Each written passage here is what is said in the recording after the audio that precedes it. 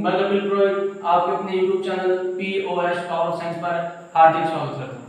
दोस्तों, आज हम बात करने वाले हैं लेंस की क्षमता, लेंस उत्तर, आवर्धन। तो सबसे पहले बात करते हैं लेंस उत्तर। तो इस टॉपिक को स्टार्ट करने से पहले मैं आपको दो बात बताना चाहता हूं कि दोस्तों, कोशिश कीजिए सफलता के लिए, इंतजार नहीं। यानी कोशिश कीजिए, इंतजार नहीं, क्योंकि इंतजार करने वालों को उतना ही प्राप्त होता है जो कोशिश करने वाले छोड़कर चले जाते हैं। तो दोस्तों, सफल होना है तो आज से ही कोशिश करना स्टार्ट कर दो, शुरू कर दो। तो कोशिश को इसी प्रकार से POS फैमिली के साथ जुड़कर करते रहिए, आप जरूर सक्सेस होंगे। चलो दोस्तों, सबसे पहले बात करते हैं लेंस सूत्र। जिस प्रकार से मैंने आपको दर्पण सूत्र बताया था उसी प्रकार से होता है लेंस सूत्र। देखो, दर्पण सूत्र जिसमें बिंब दूरी, प्रतिबिंब दूरी व फोकस दूरी के मध्य संबंध होता है, इसी प्रकार से जब लेंस की बात करते हैं और लेंस में जब बिंब दूरी, प्रतिबिंब दूरी और फोकस दूरी के मध्य जो सूत्र रिलेशन दर्शाता है, संबंध दर्शाता है, उसे हम बोलते हैं लेंस सूत्र। ध्यान रखना दोस्तों, लेंस की बिंब दूरी, प्रतिबिंब दूरी व फोकस दूरी के मध्य संबंध बताने वाले सूत्र को हम क्या बोलते हैं? लेंस सूत्र। ये फॉर्मूला होता है 1/f बराबर 1/v माइनस 1/u। ध्यान करना दोस्तों, मैंने आपको दर्पण में बताया था तब यहाँ पर प्लस आया था, अब यहाँ पर क्या आता है? माइनस।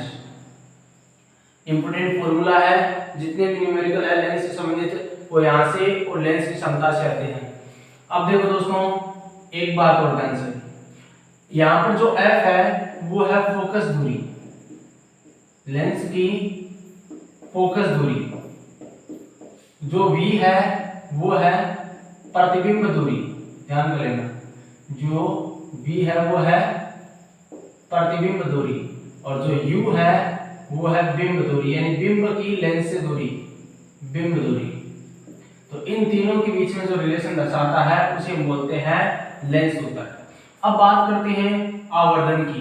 परिभाषाएं वही है, वो दर्पण में पढ़ी थी और अब पढ़ रहे हैं लेंस में। दर्पण में हमने आवर्धन की परिभाषा पढ़ी थी कि प्रतिबिंब की ऊंचाई व बिंब की ऊंचाई का रेशियो यानी अनुपात। तो इसी प्रकार से बात करेंगे लेंस में, बस नाम चेंज होता है। तो लेंस के प्रतिबिंब की ऊंचाई व बिंब की ऊंचाई का रेशियो या अनुपात क्या कहलाता है? आवर्धन कहलाता है और उसे स्मॉल m से प्रदर्शित किया जाता है। दोस्तों, जो आवर्धन होता है वो होता है प्रतिबिंब की ऊंचाई व बिंब की ऊंचाई का रेशियो यानी अनुपात। इसका फॉर्मूला होगा यहाँ से m बराबर h डैश अपॉन h। एक दूसरा फॉर्मूला होता है m बराबर v अपॉन u। हमने दर्पण में पढ़ा था m बराबर माइनस v अपॉन u और लेंस में होता है प्लस का v अपॉन u। देखो दोस्तों, कंफ्यूज नहीं होना है, प्रत्येक चीज को ध्यान से समझना। मैं आपको दोनों के लिए बताता हूँ। सबसे पहले दर्पण की याद कैसे रखना है और इधर बात करते हैं लेंस में।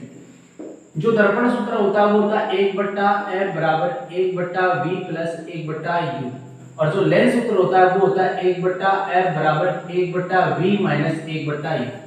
अंतर बस इतना है, यहाँ पर प्लस आता है, यहाँ पर माइनस।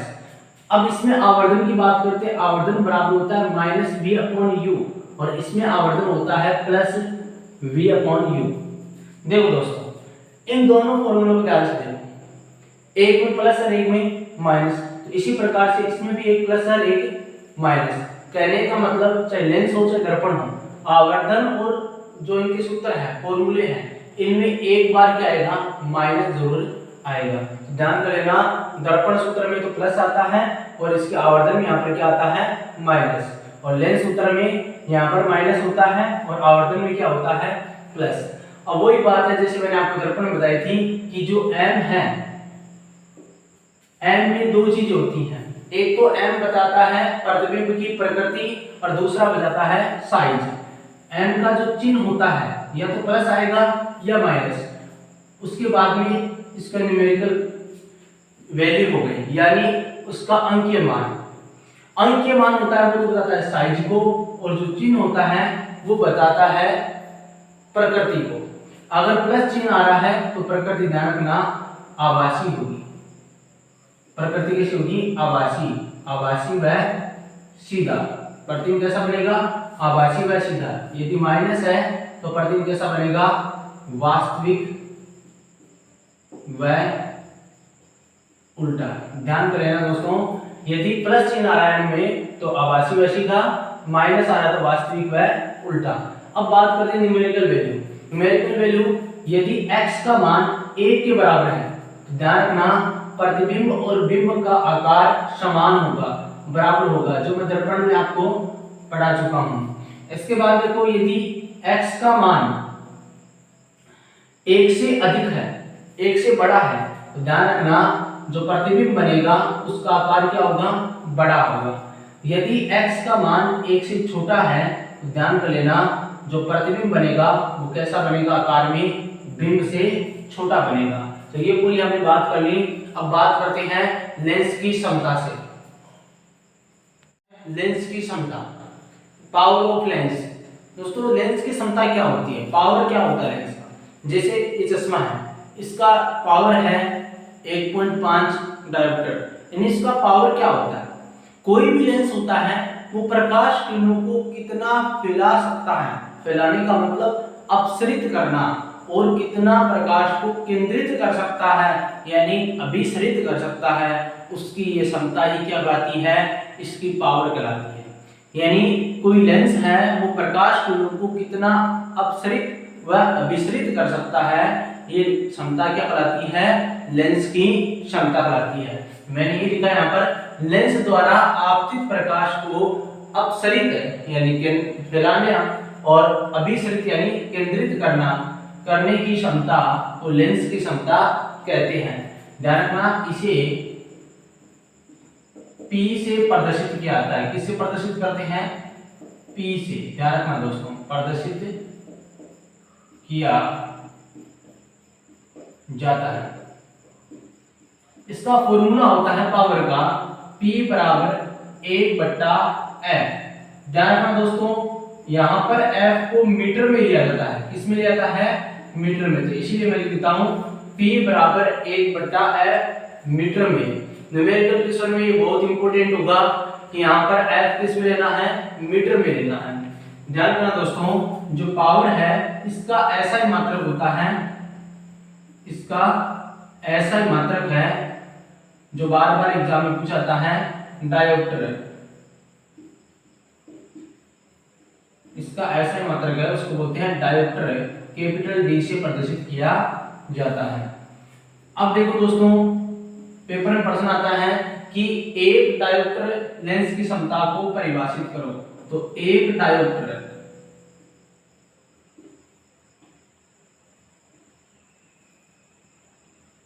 लेंस क्षमता, लेंस क्षमता एक डायोप्टर कब हो सकती है, जब F का मान कितना हो, 1 मीटर। तो 1/1 क्या होगा, 1। तो P का मान कितना आ जाएगा, 1 डायोप्टर आ जाएगा। ध्यान रखना, 1 डायोप्टर आप लिखोगे, 1 डायोप्टर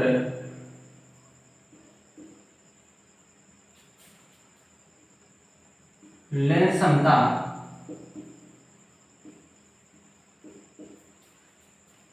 होती है जिस लेंस की फोकस दूरी, जिस लेंस की फोकस दूरी 1 मीटर हो, जिस लेंस की फोकस दूरी कितनी हो, 1 मीटर हो, उस लेंस की लेंस क्षमता कितनी होती है, 1 डायोप्टर होती है।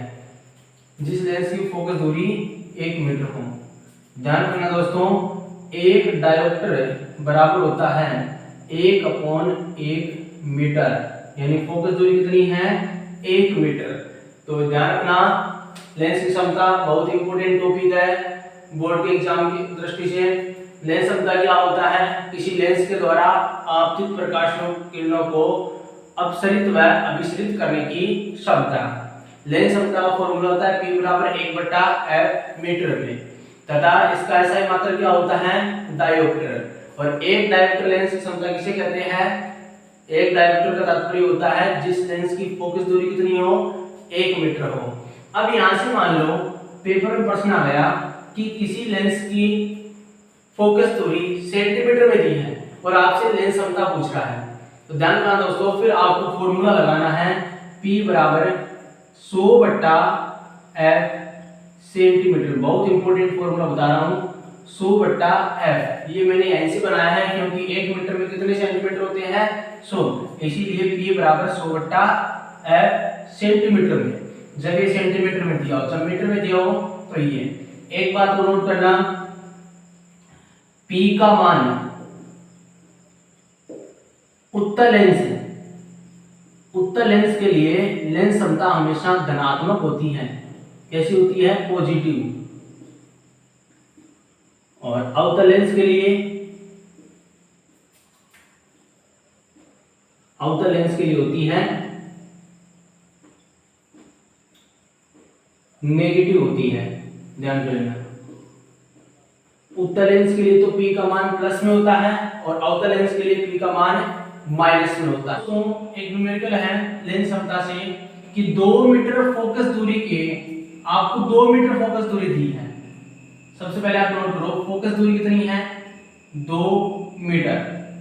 अवतल लेंस, किस लेंस की बात कर रहा है, अवतल लेंस। तो अवतल लेंस की फोकस दूरी मैंने आपको स्टार्ट में बताई थी, किस में होती है, माइनस में। लेंस क्षमता ज्ञात करनी है, P का मान ज्ञात करना है। पहले देखो फॉर्मूला कैसे लगाएंगे, किस में दिया फोकस दूरी, मीटर में दी है, तो P बराबर मैंने आपको बताया था 1/F मीटर में। लगाते हैं ऐसे फॉर्मूला, P का मान निकालना आपको, 1/F का मान कितना है, 2, लेकिन किसमें, माइनस में। भाग लगाओ कितना आएगा, माइनस का 0.5 डायोप्टर। तो P का मान कितना गया, माइनस का 0.5 डायोप्टर। बहुत ही एकदम इजी है। इसका मतलब जिसकी लेंस क्षमता माइनस आती है वो कौन सा लेंस होता है, अवतल लेंस होता है, और जिसकी लेंस क्षमता प्लस आती है वो कौन सा होता है, उत्तल लेंस होता है। तो दोस्तों कमेंट बॉक्स में एक प्रश्न दे रहा हूँ, उसका आंसर कमेंट करना। मैं बोलता हूँ कि मेरा जो लेंस है, जो चश्मा है, जो लेंस है, इसका पावर है 1.5 डायोप्टर। तो बताओ ये किस प्रकार का लेंस है तथा इसकी फोकस दूरी कितनी है। आपसे नॉर्मल सा क्वेश्चन पूछा है, कमेंट बॉक्स में कमेंट करना जरूर सब, इसकी फोकस दूरी कितनी है तथा ये किस प्रकार का लेंस है, यानी अवतल लेंस लगा है या उत्तल लेंस लगा है। अब देखो आगे बात करते हैं लेंस सूत्र से न्यूमेरिकल। तो ये क्वेश्चन दिया है आपके बुक के अंदर, एक एग्जाम्पल दे रखा है, उदाहरण दे रखा है। देखो दोस्तों प्रश्न क्या है, प्रश्न को छोटे छोटे पार्ट्स के रूप में डिवाइड करके पढ़ना है और साथ साथ में नोट करना है। मैंने आपको पहले भी दर्पण सूत्र से न्यूमेरिकल क्वेश्चन करवाए थे, तो इन क्वेश्चनों को एकदम शांत दिमाग से, एकदम शांति से पढ़ना है। देख कर डरना नहीं कि बड़े बड़े क्वेश्चन है, बहुत ही ईजी है, कोई कठिन नहीं होता। और आपके हाफ ईयरली एग्जाम में, ईयरली एग्जाम में बहुत बार ये प्रश्न पूछे जाते हैं, 3 नंबर में, 4 नंबर में बड़े क्वेश्चन हैं, अच्छे नंबर दिला सकते हैं, एकदम इजी है। देखो ध्यान से, किसी अवतल लेंस, लेंस कैसा है, अवतल। सबसे पहले नोट कर लो हमें लेंस कौन सा दिया है, अवतल लेंस। अवतल लेंस की फोकस दूरी 15 सेंटीमीटर है, तो फोकस दूरी स्मॉल है, कितनी है, 15 सेंटीमीटर। तो बताओ अवतल लेंस की फोकस दूरी, याद करो मैंने बताया था प्लस होती है माइनस, माइनस। बिंब को लेंस से कितनी दूरी पर रखें, आपसे बोल रहा है जो बिंब है जिसका प्रतिबिंब प्राप्त करना है उसको लेंस से कितनी दूरी पर रखें, यानी बिंब दूरी। अब की बार क्या पूछ रहा है आपसे, बिंब दूरी किससे रिप्रेजेंट करते हो, u से। u का मान पूछ रहा है कि उसके द्वारा बिंब का लेंस से 10 सेंटीमीटर दूरी पर प्रतिबिंब बने, यानी प्रतिबिंब लेंस से कितनी दूरी पर बन रहा है, 10 सेंटीमीटर है। तो आपसे v का मान बोल रहा है। अब मुझे एक बात बताओ, याद करो अवतल लेंस से मैंने आपको कंडीशन बताई थी प्रतिबिंब निर्माण की, 2 स्थिति थी, 2 कंडीशन थी। उसमें हमेशा प्रतिबिंब कैसे बनते थे, आभासी व सीधे। और हमेशा लेंस के सामने ही बनते थे, लेंस के सामने। अब लेंस के सामने वाली दूरी कैसी होती है, इधर वाली दूरियां जो लेंस के सामने वाली है माइनस होती है। कैसी होती है, माइनस में। जिधर बिंब रखा होता है उधर ही क्या बनता है, प्रतिबिंब। पीछे जाकर नोटबुक के अंदर है, देखना जरूर है कि अवतल लेंस के द्वारा जो स्थितियां हमने सीखी है, दो कंडीशन सीखी है, उनमें जो प्रतिबिंब बन रहा है वो बिंब की तरफ ही बन रहा है। इसका मतलब उधर वाली दूरियां कैसी होती है, माइनस में होती है। ध्यान रखना यहाँ पर v का मान किस में होगा, माइनस में। कितना, 10 सेंटीमीटर। आगे देखो क्या पूछा, लेंस द्वारा उत्पन्न आवर्धन भी ज्ञात कीजिए, यानी आपको m का मान भी ज्ञात करना है।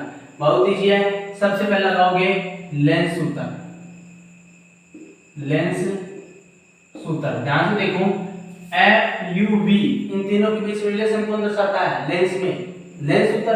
लेंस सूत्र होता है क्या, 1/f। साथ साथ में बोलते रहोगे, मोबाइल ले रखा है, अपने लैपटॉप ले रखा है, साथ साथ में बोलते रहिए, बोलने से ये चीजें याद होती है। 1/f बराबर 1/v माइनस 1/u। आपको किसका मान निकालना है, u का, तो u को इधर लाओ तो ये हो जाएगा प्लस का 1/u बराबर 1/v। इसको इधर ले जाओ तो ये माइनस का 1/f। 1/u बराबर 1/v। v का मान कितना है, माइनस का 10 माइनस f का मान कितना है, प्लस सॉरी माइनस का ही 15 सेंटीमीटर। अब देखो ध्यान से, 1/u बराबर ये मल्टीप्लाई होगा, माइनस ब्रैकेट घटा दो तो हो जाएगा माइनस का 1/10। ये माइनस माइनस मल्टीप्लाई दो, प्लस का 1/15। एलसीएम ले लो, कितना आएगा 30। 10 के पाड़े में 30 कितनी बार, 3 बार। 3 को 1 से मल्टीप्लाई किया 3, लेकिन चिन्ह किसका है, माइनस का। आगे क्या है, प्लस। 15 के पाड़े में 30 कितनी बार, 2 बार। 2 को 1 से मल्टीप्लाई किया 2, 1 प्लस का और 1 माइनस का, तो घटाओ, 3 में से 2 घटा दो 1, लेकिन चिन्ह किसका, माइनस का। बट्टे में क्या आएगा 30। इसका मतलब 1/u बराबर माइनस का 1/30। उलट दो इनको तो u बराबर कितना जाएगा, माइनस का 30 सेंटीमीटर। तो आप लिखोगे अतः बिंब को लेंस से, बताओ कितनी दूरी पर, लेंस से 30 सेंटीमीटर दूरी पर रखा जाएगा। 30 सेंटीमीटर दूरी पर रखना है। प्रकृति आभासी व सीधा होगा, क्योंकि अवतल लेंस से हमेशा कैसे बनते हैं, आभासी व सीधेता, आकार में छोटे। अब आपसे आवर्धन पूछ रहा है, तो आवर्धन m बराबर हमने पढ़ा था v/u। लेंस में क्या पढ़ा था, v/u। तो v का मान कितना है, माइनस का 10, u का मान माइनस का 30, माइनस से माइनस कैंसिल, 0 से 0 कैंसिल, m बराबर कितना गया 1/3 यानी 0.33। m का कोई भी मात्रक नहीं होता, यानी ये मात्रकहीन और विमाहीन राशि है, तो m का मान आ गया 0.33। देख लो m का मान प्लस में आ रहा है ना, इसका मतलब प्रकृति कैसी है, आभासी व सीधा, और 1 से छोटा, इसका मतलब आकार में क्या है, छोटा, जो कि हम पहले ही पढ़ चुके हैं। तो एकदम इजी सा है, कुछ ज्यादा नहीं करना, अपनी तरफ से अगर करोगे ज्यादा और स्मार्ट बनते कई बार उसमें क्या होता है, गड़बड़ हो जाती है। तो अपना ज्यादा माइंड नहीं लगाना, जो पर्सन बोल रखा है और फॉर्मूला ध्यान रखना है, उसको पुट कर देना है। जो मान पुट करेंगे तो अपना आंसर आ जाएगा। तो आराम से यहाँ से पर्सन कर सकते हो। और दोस्तों किसी प्रकार की आप क्वेश्चन के अंदर प्रॉब्लम आती है तो आप कमेंट बॉक्स में कमेंट कर सकते हो, मेरे से पूछ सकते हो। और वीडियो में अपने नंबर डालता हूँ, तो वहाँ से भी व्हाट्सअप करके भी कोई क्वेश्चन भेज सकते हो, व्हाट्सअप के थ्रू भी, जिससे मैं आपका जो भी पॉसिबल होगा मेरे से उतना मैं आपके लिए कर दूंगा। तो इसी के साथ दोस्तों आज का जो लेक्चर है वो समाप्त करते हैं, और अपना ये टॉपिक है जो लाइट वाला वो कंप्लीट हो चुका है। तो मिलते हैं नेक्स्ट चैप्टर के साथ और नेक्स्ट टॉपिक के साथ, नेक्स्ट लेक्चर के साथ। धन्यवाद दोस्तों।